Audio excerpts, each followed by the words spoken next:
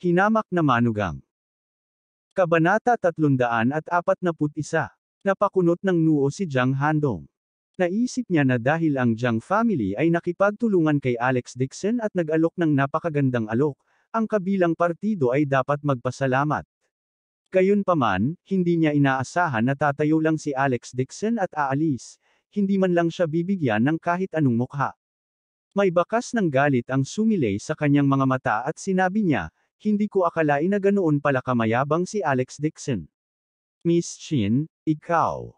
Bago matapos ni Jiang Handong ang kanyang mga salita, tumayo si Qin Yue na may malamig na mukha at sinabing, Boss Jiang, kung alam kong hindi mo pinahahalagahan si Mr. Dixon, tiyak na hindi ko siya irerekomenda sa iyo.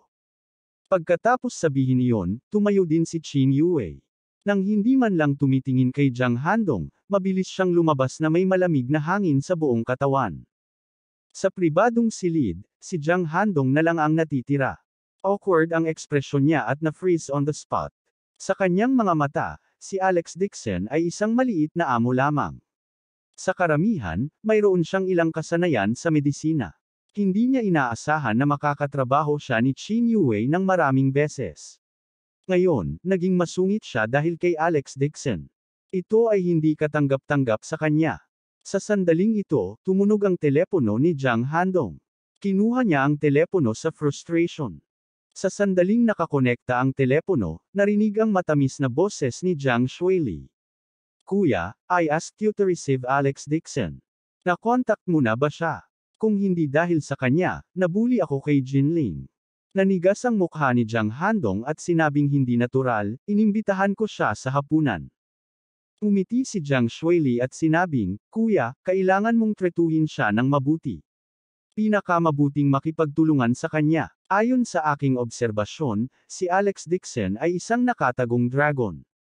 Ang kanyang pag-unlad sa taas ay walang limitasyon. Nakuha ko. Naiinis si Jiang Handong.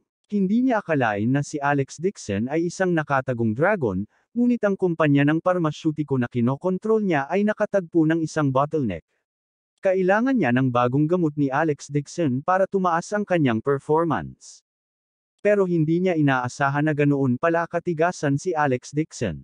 Tumalikod siya at umalis nang walang sinasabi. Kung ito ay sa kanyang dating init ng ulo, tiyak na hahampasin niya ang mesa at tuturuan ng leksyon si Alex Dixon. Ngunit ngayon, sa isang banda, kailangan niya ng isang henyong medikal tulad ni Alex Dixon. Sa kabilang banda, paulit-ulit na pinaalalahanan siya ng kanyang nakababatang kapatid na babae na tretuhin ng mabuti si Alex Dixon. Pinunasan ni Jiang Handong ang kanyang templo ng masakit ang ulo.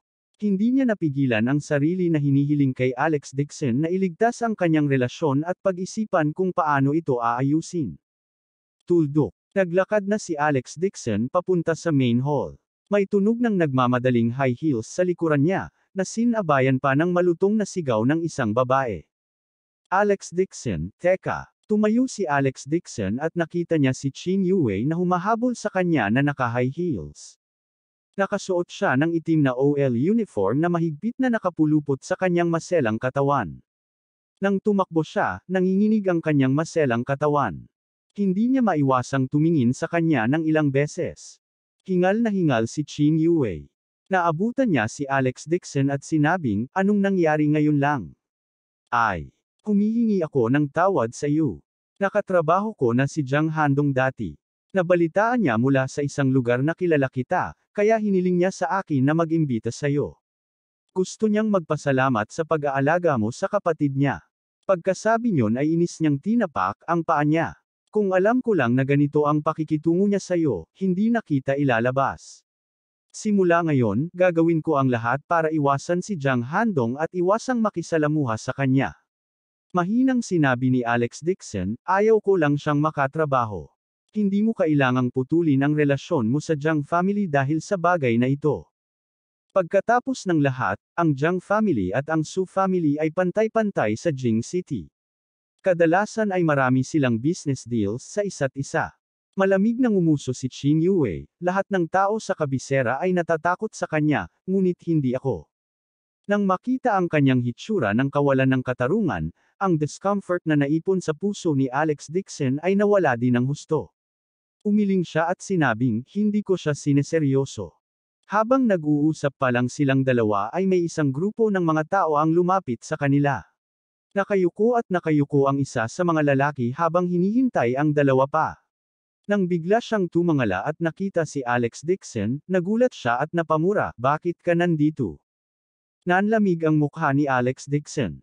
Tumingin siya sa harap at nakita niyang si Mingyu yun. Nakita niya si Mingyu na kasama niya. Nakatayo si Mingyu sa tabi ng isang matabang lalaki sa edad na 40. Nakatitig siya kay Alex Dixon nang may pang-aalipusta, puno ng pang-aalipusta ang mga mata. Sa tabi niya, may isang magandang babae na may heavy makeup ang nakahawak sa kanya. Malamig na sabi ni Alex Dixon, nandito ako para kumain. May karapatan ka bang pumunta dito para kumain? Isang bakas ng sama ng loob ang bumungad sa mukha ni Mingyu. Ang pribadong restaurant na ito ay tumanggap lamang ng mga bisita. Hindi karapat-dapat na pumunta rito si Alex Dixon. Nakatingin sa babaeng nakatayo sa tabi ni Alex Dixon, hindi mahalaga kung ito ay ang kanyang hitsura o figure, mas mahusay siya kaysa sa 18th line model sa tabi niya. Lalo na ang kanyang hot figure, siya ay isang natural na kagandahan. Nakaramdam ng selos si Mingyu. Napakaganda, para makasama talaga si Alex Dixon, sayang lang ang mga regalo ng langit. Nakikita ni Chin Yue ang puot ni Mingyu sa isang sulyap lang. Nang marinig niyang sinisigawan niya si Alex Dixon, agad niyang itinaas ang kanyang malapad na kilay at malamig na sinabi, "Don't tell me you have the qualifications. I don't remember having someone like you in Jing City." Nang marinig si Chin Yue na talagang nagsasalita para kay Alex Dixon, mas lumakas ang selos sa puso ni Mingyu. Malamig siyang ngumuso at sinabing, huwag kang magpalinlang sa Dixon na ito. Isa lamang siyang bumpkin ng bansa. Hindi siya isang taong may anumang katayuan. Dumating siya mula sa kanayunan sa aking bahay upang mag-freeload at manirahan ng walang kabuluhan. Kung ikaw ay sa kanya, mag-ingat ka na magbabayad siya ng pagkain dito. Hindi niya kayang bayaran. Umisi si Chin Yue, natural na kilala ko kung sino siya. Natatakot ako na hindi ka karapat-dapat na magdala ng sapatos ni Mr. Dixon. Ang lahat ng mga taong naging kaibigan niya ay mga maimpluwensyang tao sa Jing City. Ang isang mababang katayuan tulad ni Mingyu ay hindi karapat-dapat na ikumpara kay Alex Dixon. Galit na galit si Mingyu. Gusto niya itong pag-alitan, ngunit alam niyang si Chin Yue ay natatakpa ng mga branded na produkto. Maging ang brooch sa kanyang kwelyo ay isang pambihirang higanteng pink na brilyante. Ang presyo sa merkado ay hindi bababa sa 3 milyon. Bigla niyang naramdaman na may mali. May mga nakatagong dragon at nakayukong tigre sa Yan Capital. Baka may status ang babaeng ito. Ang pamilya Meng ay wala sa Yan Capital. Hindi nang ahas si Mingyu na kontrahin siya. Napigilan lang niya ang kanyang galit at sarkastikong sinabi, count it as me receiving young Master Li today. I don't have time to expose this country bumpkin's true identity. Just wait and see. This Dixon guy is a poor country bumpkin. Pagkasabi noon ay agad siyang tumalikod at magalang na sinabi sa taong grasa, Young Master Li, pasok na tayo sa private room. Naghihintay na ang tatay ko sa loob. Pagkaalis ng grupo ng mga tao, malungkot na sinabi ni Chin Yue, sino siya? Mahinang sinabi ni Alex Dixon, siya ang nag-iisang anak na lalaki ng pamilya Meng, at nag-internship siya sa National Clinic.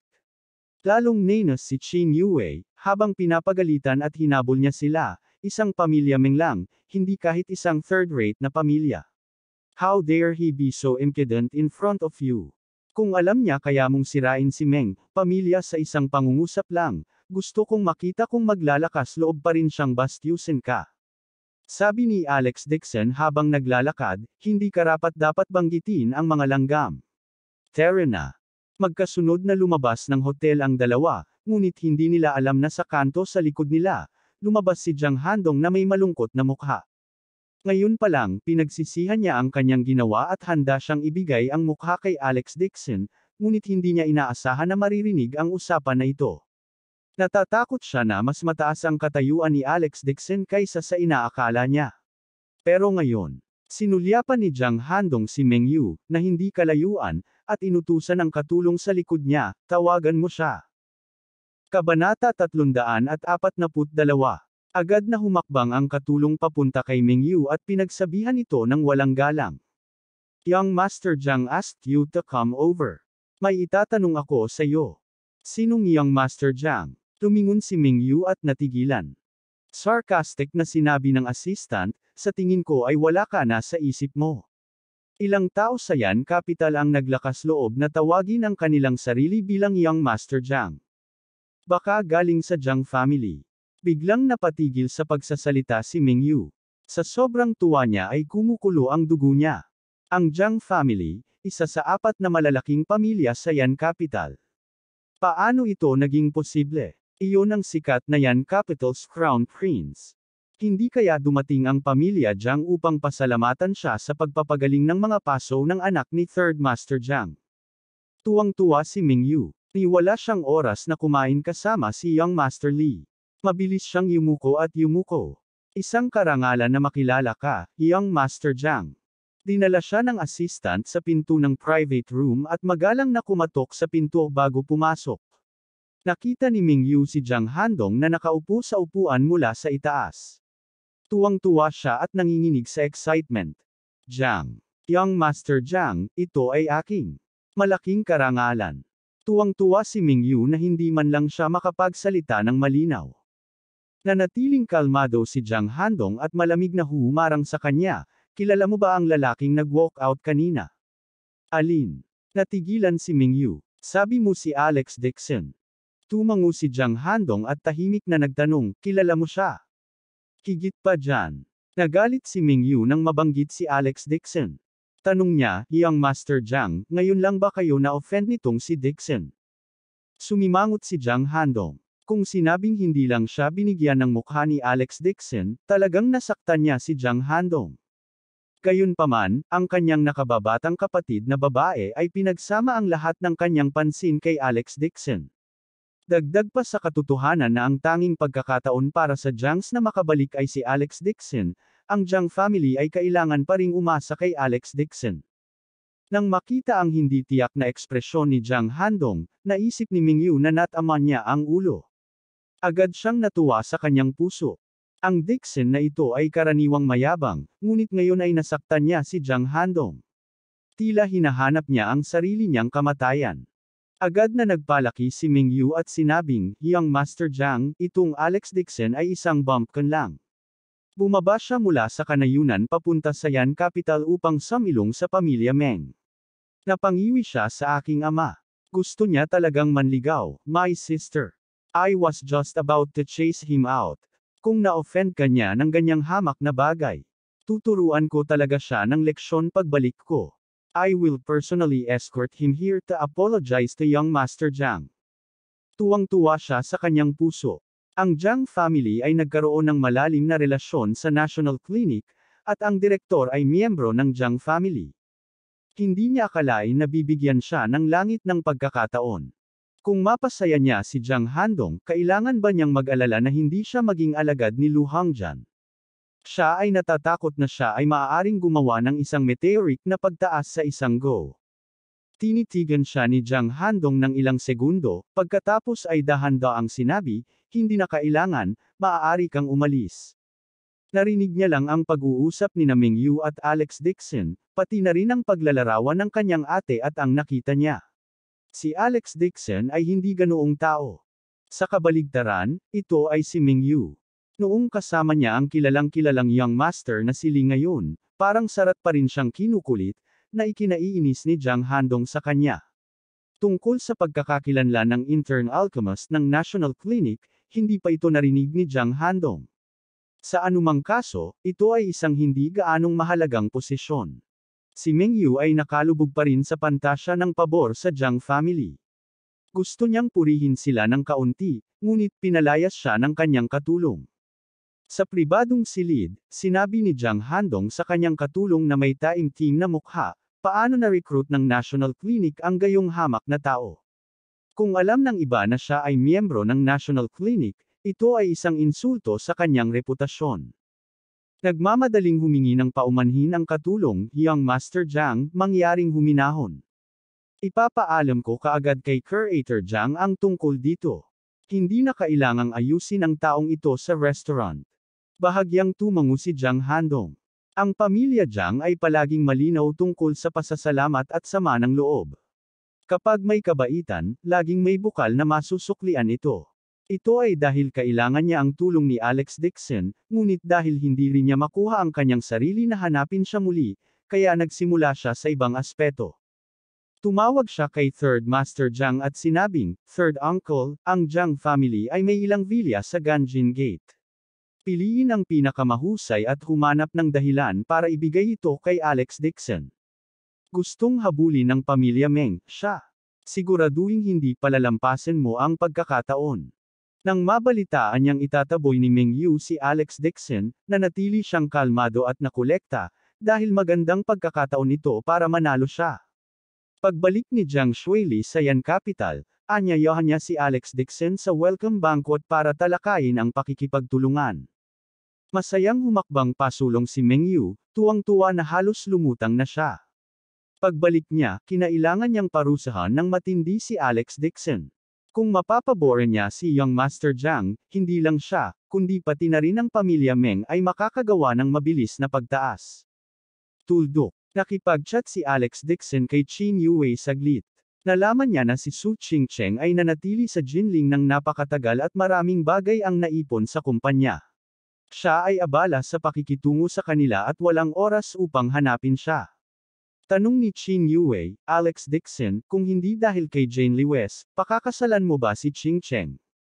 Huminto si Alex Dixon at sumagot ng totoo, hindi ko alam. Hindi niya akalain na hindi niya makikilala si Jane Lewes. Ngunit kung kailangan niyang pumili muli, papakasalan pa rin niya si Jane Lewes. Ngunit nang marinig ni Qin Yue na sinadya iyon, natuwa siya sa kanyang puso at biglang bumagal ang kanyang puso. Isang kakaibang pakiramdam ang talagang bumangon. Sa hindi maipaliwanag na kalagayan, maganda ang kanyang kalooban. Maging ang karaniwang malamig niyang mukha ay nagpapakita ng ngiti. Si Alex Dixon ay hindi masyadong nag-isip tungkol dito. Matapos sumagot ng casual, sumakay siya ng taxi pabalik sa pamilya Meng. Nang mapadaan siya sa tindahan ng gamot, pumunta siya para kumuha ng panibagong set ng gamot. Binalak niyang gamutin ang kalusugan ng kanyang tita Hian. Pag-uwi niya, gabi na. Madilim sa main hall. Alam ni Alex Dixon na hindi siya iiwan ng pamilya Meng ng anumang pagkain, kaya dumiretso siya sa kanyang silid. Habang naglalakad siya papunta sa pinto, bigla siyang sumimangot. Sarado ang pinto ng kwarto niya, at may flashlight na kumikislap sa loob. Isang figure ang naghahalungkat ng kung ano sa harap ng kanyang mesa. May magnanakaw. Bahagyang dumilim ang mukha ni Alex Dixon, at sinipa niya ang pinto. Lumingon ang figure sa takot, at nahulog sa lupa ang flashlight sa kanyang kamay. Malinaw na nakita ni Alex Dixon ang mukha ng kabilang partido, at mas naging maliit ang kanyang ekspresyon habang sumisigaw, Meng Yu, ano ang hinahanap mo sa aking silid? Hindi niya inaasahan na ang magnanakaw pala ay si Meng Yu. Bakas ang gulat sa mukha ni Meng Yu, at pinilit niyang kumalma. Malamig siyang bumuntong hininga at sinabing, nagpapalusot ka sa kusina kahapon. Siyempre pumunta ako para tingnan kung may ninakaw ka sa pamilya Meng ko. Napatingin si Alex Dixon sa desk at nakitang halos magulo na ang mga bagahe niya. Maging ang kanyang higaan ay nagulo. Sarkastikong sabi niya, I think it should be you. Huminahon si Meng Yu at sumigaw. This is my home. I will rummage where I want. Kailangan mo ba ng bumpkin na katulad mo para magtanong? Para maiwasang magtanong pa si Alex Dixon, agad na iniba ni Meng Yu ang usapan at pinag-usapan, ngayon ay nasaktan mo ang isang tao na hindi mo kayang masaktan. Kung hindi dahil sa blind date ni Nooran bukas, tiyak na magtuturo ako. Aral ka ngayong gabi. Binabalaan kita, mas mabuting umalis ka sa Meng Prefecture bukas, kung hindi, sasaktan mo sila. Pagkatapos sabihin iyon, sinipa ni Meng Yu ang pinto at buong pagmamalaki na umalis. Malamig ang ekspresyon ni Alex Dixon habang nakatingin sa magulong bahay. Sobra na ito. Kung sa ibang pagkakataon, tiyak na hindi niya pababayaan si Meng Yu. Gayunpaman, ang kanyang tiyahin ay nakatira sa pamilya Meng, at kasama si Meng Nooran doon, hindi magiging komportable para sa kanya na maging sanhi ng hindi pagkakaunawaan sa pamilya at pahirapan muli ang kanyang tiyahin. Nagpasya si Alex Dixon na pag-usapan ang paglipat sa kanyang tiya bukas. Mas maganda kung susundan siya ng titahiyan niya. Ito ay mas mahusay kaysa sa makita ang mukha ng isang tao sa Ming family. Tuldok. Kinabukasan, ipinasa ni Alex Dixon ang gamot na tinimpla niya kay Lewis Bing. Nitong mga nakaraang araw, ginagamot niya si Lewis Bing at bumuti ng husto ang kanyang kalusugan. Sinubukan ni Alex Dixon na sabihin sa kanya ang tungkol sa pag-alis sa Ming residence. Bumantong hininga si Lewis Bing at nag-aalalang sinabi, "Napakalaki ng yan capital, pero wala akong matutuluyan. At saka, nakapag-asawa na ako kay Ming family, kaya miyembro ako ng Ming family. Paano ako makakaalis ng ganoon kadali?" Nang makitang konserbatibo ang kanyang tiyahin, kaya lang sumuko si Alex Dixon. Naglabas siya ng silver needle at ibinigay sa kanya ang acupuncture. Sa labas ng pangunahing gate ng pamilya Meng, 3 itim na Porsche ang nakaparada sa labas. Sina Meng Shiguo at ang kanyang asawa, pati na rin si Ming Yu, ay sumalubong sa kotse ng may papuri at yumuko. Si Ming Nooran ay nakatayo sa hindi kalayuan sa likuran na may gulat na ekspresyon sa kanyang mukha. Tuldok. Kabanata 343.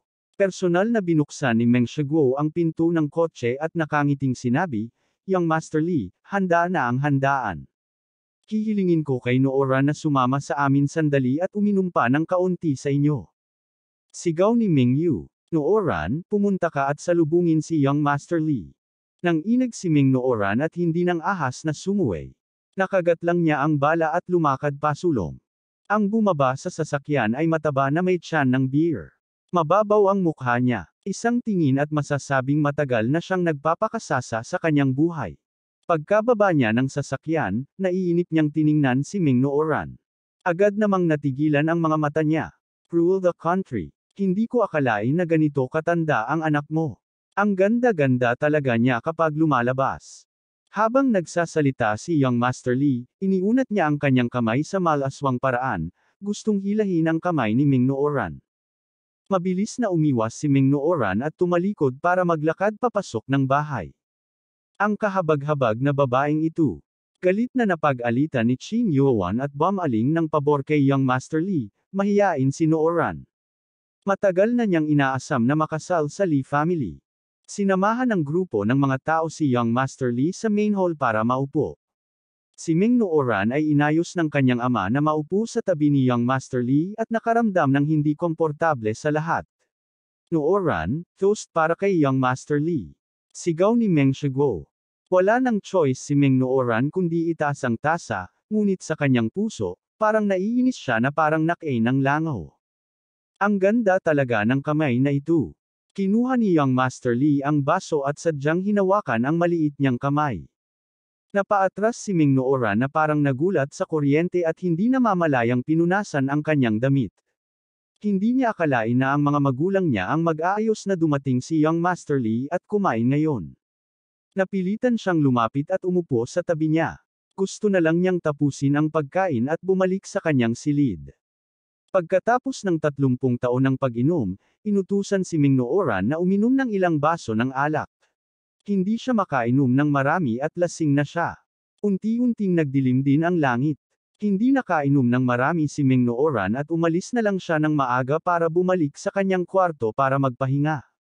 Papasok pa lang siya sa kwarto at isasara na sana ang pinto, may isang figure na biglang kumatok sa pinto at sumugod na pumasok habang umaamoy ng alak. Sa sobrang takot ni Ming Nooran ay napasigaw siya, "May dumating." "Asawa, tigilan mo na ang pagtawag sa mga tao." Amoy alak ni Young Master Li. Niyakap siya nito ng mahigpit at binigyan siya ng nakakalokong ngiti. "Walang kwentang tawagan ang sinuman. Nakipagkasundo na sa akin ang tatay mo. Pagkatapos ng gabing ito, magiging lalaki ka na. Bukas, pipirmahan mo na ang kontrata ng Ming family." "Paano naman yun?" Natulala si Ming Nooran sa mismong lugar. Isang ginaw ang umakyat sa kanyang gulugod.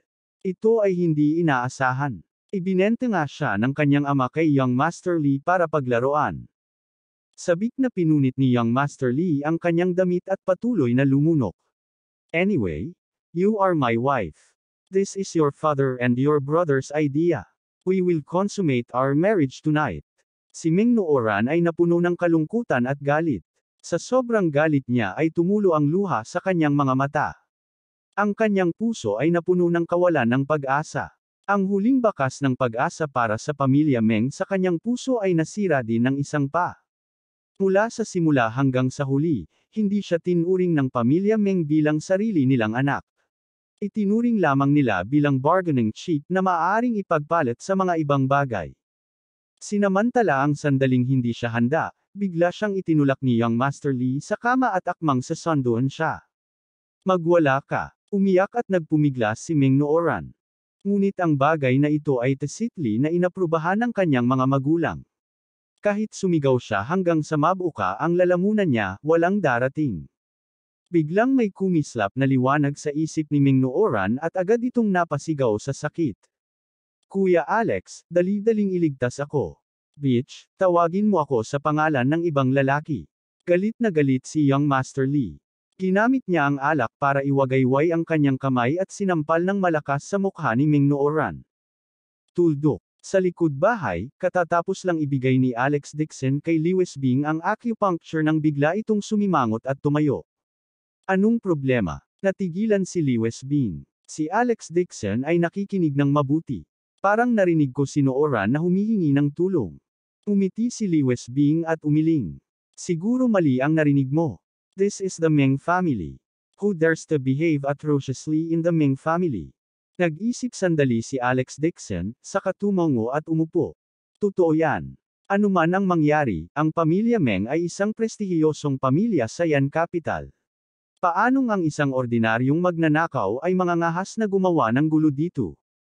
Tuldok pa. Sinampal ulit si Meng Nooran. Namamaga ang maganda niyang mukha at gulo-gulo ang buhok habang patuloy sa pagyak. Ang dalawang kamay niya ay mahigpit na nakahawak sa palda niya. Wala na siyang lakas. Namamaos ang kanyang lalamunan sa kakasigaw at walang dumating.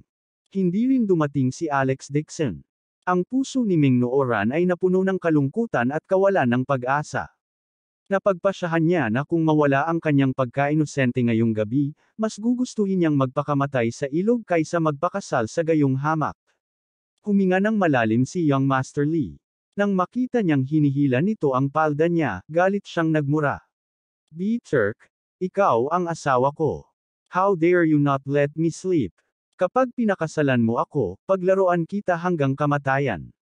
Habang nagsasalita siya, itinaas niya muli ang kanyang palad at malakas na sinampal si Meng Nooran.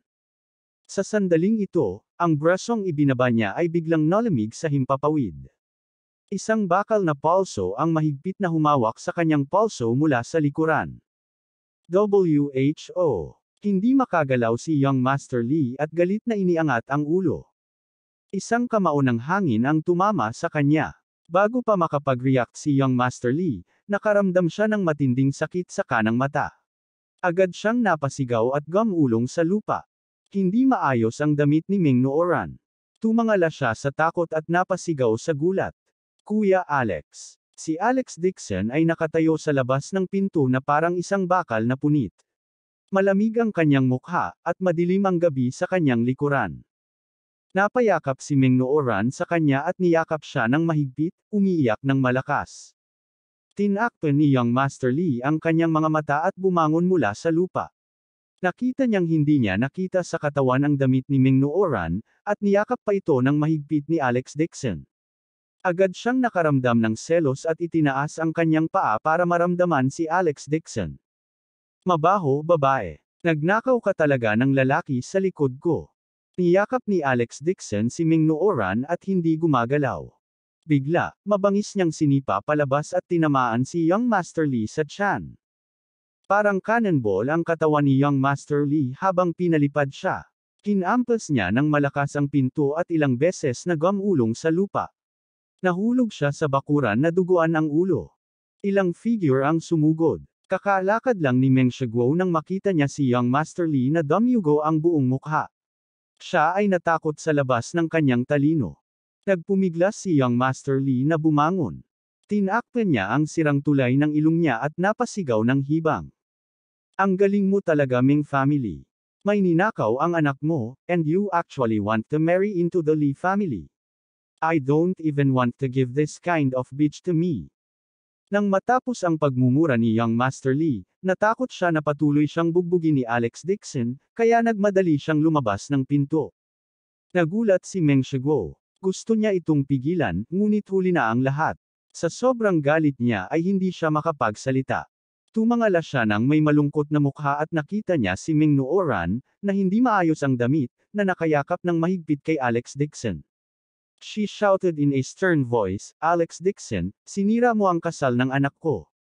I will definitely settle this score with you." Nakita rin ni Ming Yu ang eksenang ito at sumigaw ng may mapupulang mukha. "Di ba sabi ko mawala ka? Bakit hinahanap mo pa si Nooran? Anong problema?" Nadapa si Lee Westbing nang marinig ang kaguluhan at mabilis na tumakbo. Nang makita niya ang eksenang ito, natigilan siya. Galit na galit si Qin Yuan kaya hindi niya napigil ang humakbang pasulong at iwinagayway ang kanyang kamay, sampal. Binigyan niya si Lee Westbing ng isang sampal. Tingnan kung ano ang ginawa ng bumpkin ng bansang ito. Tinakpan ni Lee Westbing ang kanyang mukha at hindi naglakas loob na gumawa ng ingay. Gusto pa rin siyang hampasin muli ni Qin Yuan. Bumaba ang mukha ni Alex Dixon at malamig na sumigaw ng salita sa bawat salita, "Kung maglakas loob kang hawakan muli ang aking tiyahin, mawawala sa mundo ang pamilya Meng." Kabanata 344. Sumigaw si Meng Shiguo, "Alex Dixon, how dare you be so impudent in our Meng family? Sa tingin mo ba ay maaari kang makialam sa mga usapan ng aming Meng family dahil sa isang babaeng may apelyidong Liwes? Bakit hindi mo tingnan kung ano ka?" Nagngagat ang ngipin ni Meng Yu at pinagalitan si Meng Nooran. "Halika dito. Bukas lumuhad ka at humingi ng tawad kay Young Master Lee. Magmakaawa ka sa kanya na pakasalan ka." Napaatras si Meng Nooran at lalong nagtago sa likod ni Alex Dixon. Malamig na sinabi ni Alex Dixon, hindi niya siya pakakasalan. "Hindi ako magpapakasal." Parang biglang sumabog si Meng Nooran habang umiiyak at sumisigaw. "Pagpipilitan akong pakasalan ang ganitong klase ng tao, baka mamatay na rin ako." Matigas ang boses ni Meng Shiguo, "Miyembro ka ng pamilya Meng. Dapat kang mag-ambag sa pamilya Meng." Mabagsik ang mukha niya. Muli niyang sigaw kay Lee Westbing. "Ang pamilya Meng ay nagpalaki sa iyo ng walang kabuluhan sa lahat ng mga taon na ito. Talagang nagdala ka ng walang utang na loob sa prefecture, sinira ang negosyo ng pamilya Meng, at pinapasok pa siya sa pang-akit sa aking anak. Alam kong wala sa iyong Liwes family ang mabuti." Kadalasan, magpapanggap siyang mabuti kay Lee Westbing, ngunit ngayon, tuluyan na niyang itinapon ang lahat ng pagkukunwari ng kabaitan. Matagal na niyang kinasusuklaman si Lee Westbing, ang kanyang hipag. Nais niyang palayasin ang kanyang hipag kapag namatay ang kanyang kapatid. Tinuro din ni Ming Yu ang ilong ni Alex Dixon at umungol. "Country bumpkin, tell me honestly, si Lee Westbing ba, itong bitter, ang nag-utos sa iyo na akitin ang kapatid ko at sinadyang kunin ang ari-arian ng pamilya Meng?" Malamig na ngumisi si Alex Dixon. "Wala akong pakialam sa pera ng pamilya Meng. Ang isang netong halaga na higit sa 100 milyong yuan ay walang halaga sa kanya. Kawawang bastard, huwag mong isipin na hindi ko alam ang pinagkakaabalahan mo." Mabangis ang mukha ni Ming Yu habang umaatungal, "Sa pangit na gamot mo, huwag mong isipin na dahil lang sa paggagamot mo sa mga paso ng anak ni Third Master Jiang, proud na proud ka sa sarili mo. Hindi mo ba sinusubukang hiramin ang pamilya?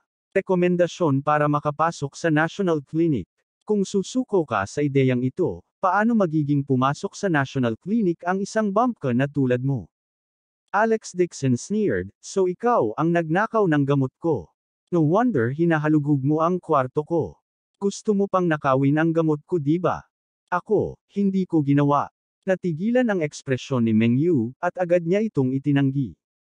Sumigaw si Meng Nooran, "Meng Yu, ikaw na ang nakakuha ng gamot sa akin. Tumanggi ka pa ring umamin.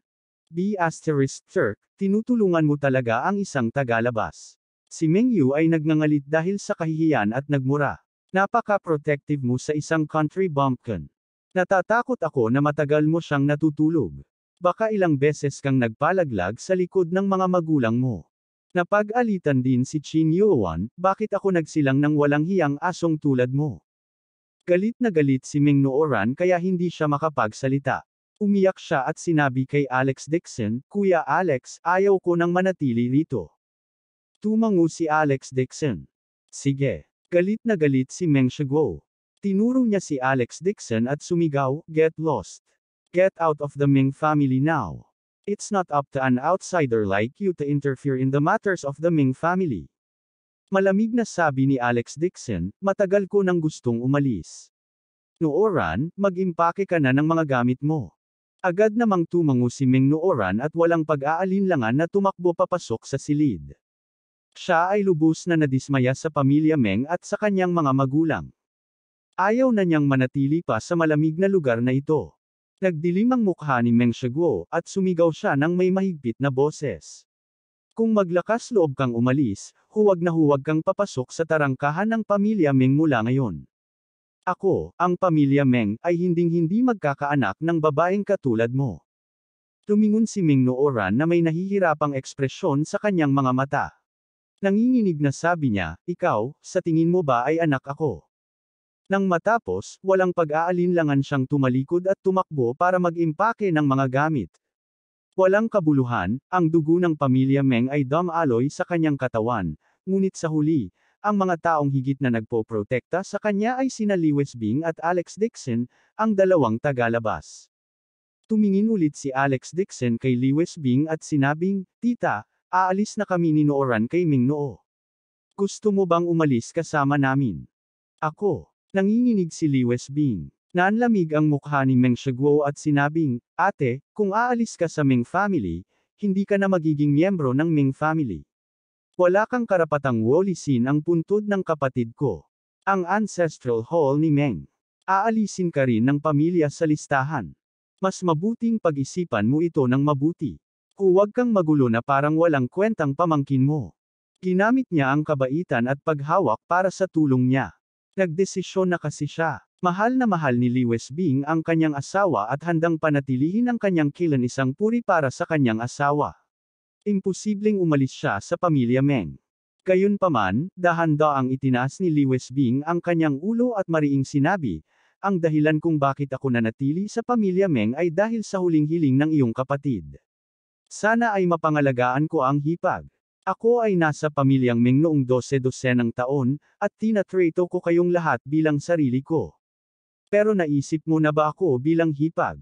Siya ay naging balo bago ang edad na 20, at buong puso niyang inaalagaan ang lahat ng miyembro ng pamilya Meng.